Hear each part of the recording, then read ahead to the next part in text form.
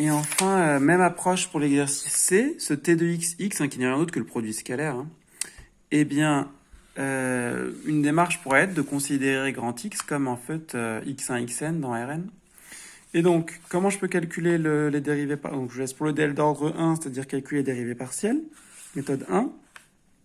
Bah, tout simplement, f, c'est la somme des xi carrés. J'ai n variables, les dérivées partielles par rapport à xi, c'est 2xi.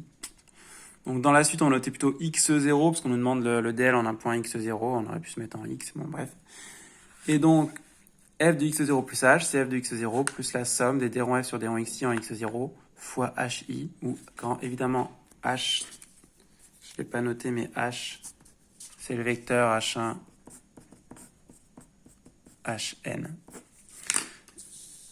Et donc vous avez 2xi hi, ah oula, j'ai oublié la somme, plus 2 fois la somme de i égale 1 à n des xi hi, sauf que cette somme, ça vaut le produit scalaire, donc vous avez t de x0, x0, qui est d'ailleurs la norme de x0 au carré, hein, ok, plus 2x0h plus 2h. 2x0 scalaire h, parce que j'ai reconnu le produit scalaire. Et en fait, je pourrais faire une méthode 2 en essayant de dire qu'est-ce que c'est le dl d'ordre 1, c'est calculer f de x0 plus h. Bah là, c'est pas très difficile, alors je le calcule.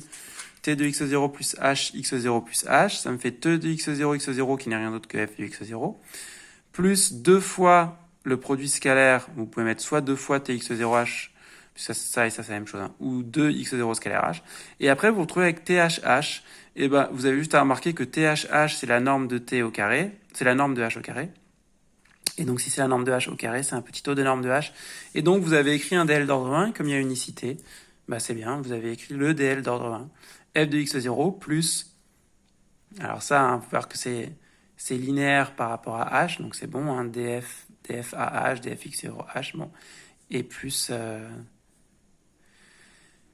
un terme négligeable devant norme de h.